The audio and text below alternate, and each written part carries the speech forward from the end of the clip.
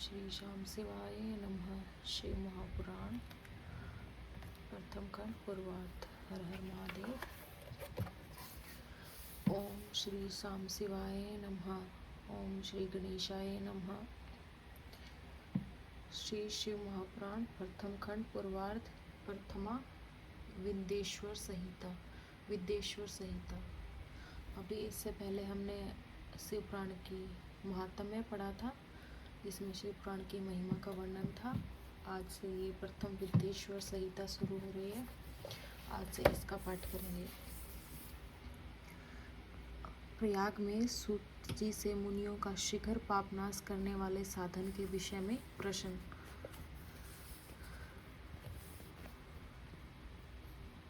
जो आदि और अंत में तथा मध्यम में भी नित्य मंगलमय है, जिनकी समानता अथवा तुलना कहीं भी नहीं है, जो आत्मा के स्वरूप को प्रकाशित करने वाले देवता हैं, जिनके 5 मुख हैं, और जो खेल ही खेल में अनायास जगत की रचना, पालन, संहार, अनुग्रह एवं तिरोभाव स्वरूप 5 प्रबल कर्म करते रहते हैं, उन सर्वश्रेष्ठ अजर अमर ईश्वर अंबिकापति भगवान शंकर का मैं मन ही मन चिंतन करती हूँ। व्यास जी बोले, जो ब्रह्मा का महान क्षेत्र है, व्यास जी बोले, जो धर्म का महान क्षेत्र है, जहाँ गंगा यमुना का संगम हुआ है, जो ब्रह्मलोक का मार्ग है, उस परम पुण्यमय प्रयाग में सत्यव्रत में तत्पर रहने वाले महातेजस्वी महाभाग महात्मा मुनियों ने एक विशाल ज्ञान यज्ञ का आयोजन किया। उस ज्ञान यज्ञ का समाचार सुनकर पौराणिक शिरोमणि व्यास शिष्य महामुनि सूत जी वहाँ मुनियों का दर्शन करने के लिए आए। सूत जी को आते देखकर वह सब मुनि उस समय हर्ष से खिल उठे और अत्यंत प्रसन्न चित्त से उन्होंने उनका विधिवत स्वागत सत्कार किया। तत्पश्चात उस प्रसन्न महात्माओं ने उनकी विधिवत स्तुति करके विनयपूर्वक हाथ जोड़कर उनसे इस प्रकार कहा, हे सर्वज्ञ विद्वान रोमहर्षण जी, आपका भाग्य बड़ा भारी है।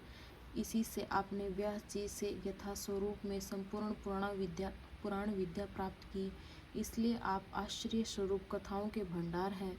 ठीक उसी तरह जैसे रत्नाकार समुद्र बड़े बड़े सारभूत रत्नों का आगार है।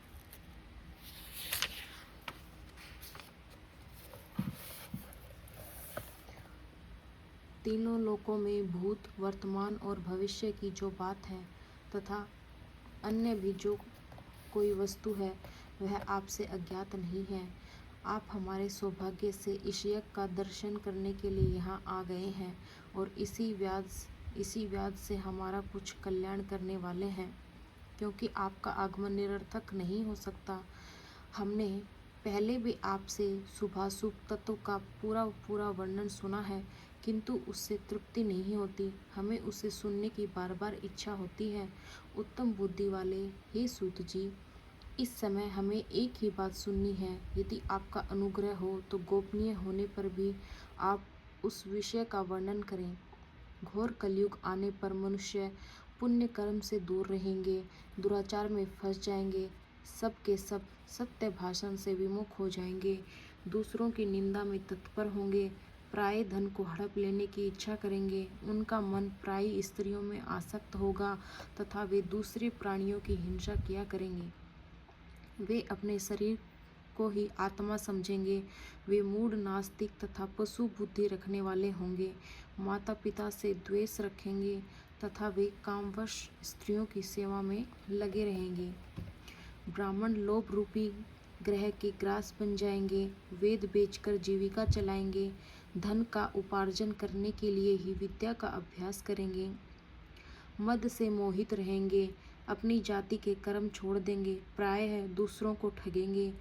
तीनों काल की संध्या उपासन से दूर रहेंगे और ब्रह्म ज्ञान से शून्य होंगे।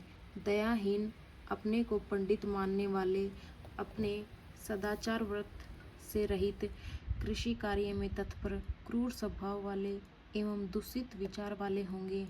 समस्त क्षत्रिय भी अपने धर्म का त्याग करने वाले कुसंगी, पापी और व्यभिचारी होंगे। उनमें शौर्य का अभाव होगा। वे युद्ध से विरत अर्थात रण में प्रीति न होने से भागने वाले होंगे।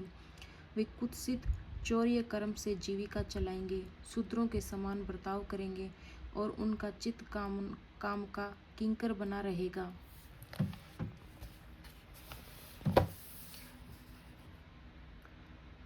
हे शस्त्रार्थ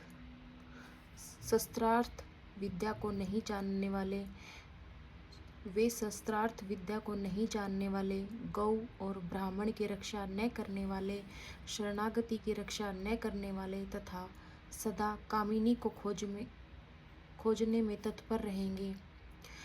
प्रजा पालन रूपी सदाचार से रहित, भोग में तत्पर, प्रजा का संहार करने वाले, दुष्ट और प्रसन्नतापूर्वक जीव हिंसा करने वाले होंगे। वैश्य, संस्कार भ्रष्ट, सर्वधर्म त्यागी, कुमार्गी, धनोपार्जन प्रायण तथा नाप तोल में अपनी कुत्सित वृत्ति का परिचय देने वाले होंगे। वे गुरु, देवता और द्विजातियों के प्रति भक्ति शून्य, कुत्सित बुद्धि वाले, द्विजनों को भोजन न कराने वाले, प्रायः कृपणता के कारण मुट्ठी बांधकर रखने वाले, प्राय स्त्रियों के साथ कामरत, मलिन विचार वाले, लोभ तथा मोह से भ्रमित चित्त वाले और वापी, कूप, तड़ाग आदि के निर्माण तथा यज्ञादि सत्कर्मों में धर्म का त्याग करने वाले होंगे। इसी तरह कुछ शूद्र ब्राह्मणों के आचार में तत्पर होंगे। उनकी आकृति उज्ज्वल होगी, अर्थात वे अपना कर्म धर्म छोड़कर उज्ज्वल वेशभूषा से विभूषित हो व्यर्थ घूमेंगे। वे मूढ़ होंगे और स्वभावतः ही अपने धर्म का त्याग करने वाले होंगे।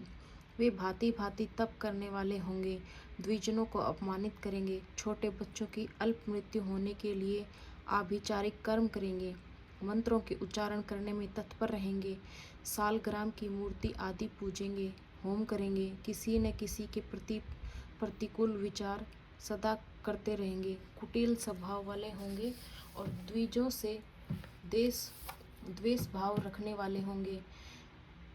वे यदि धनी हुए तो कुकर्म में लग जाएंगे, यदि विद्वान हुए तो विवाद करने वाले होंगे तथा उपासन साधना के वक्ता होंगे और धर्म का लोप करने वाले होंगे। वे सुंदर राजाओं के समान वेशभूषा धारण करने वाले, दंभी, दानमानी, अतिशय अभिमानी, विप्र आदि को अपना सेवक मानकर अपने को स्वामी मानने वाले होंगे।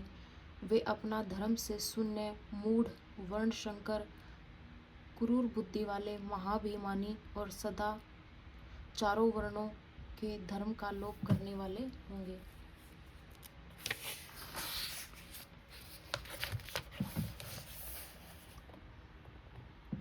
वे अपनों को श्रेष्ठ कुल वाला मानकर चारों वर्णों से विपरीत व्यवहार करने वाले, सभी वर्णों को भ्रष्ट करने वाले, मूढ़ और सत्कर्म करने में तत्पर होंगे।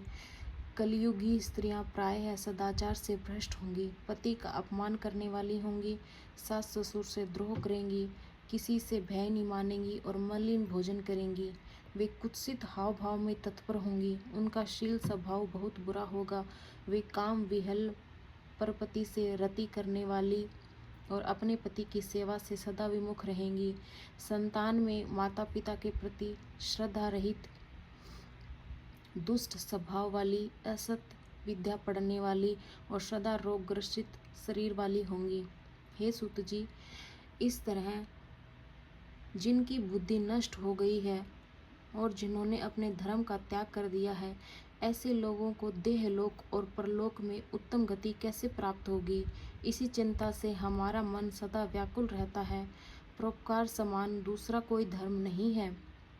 अतः जिस छोटे उपाय से इन सबके पापों का तत्काल नाश हो जाए, उसे इस समय कृपा पूर्वक बताइए, क्योंकि आप समस्त सिद्धांतों के ज्ञाता हैं।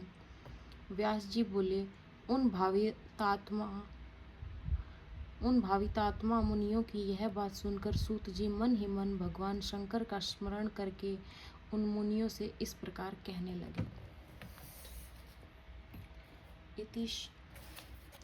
इति श्री शिव महापुराणे प्रथमायां विद्येश्वर संहिता मुनि प्रश्न वर्णनम नामो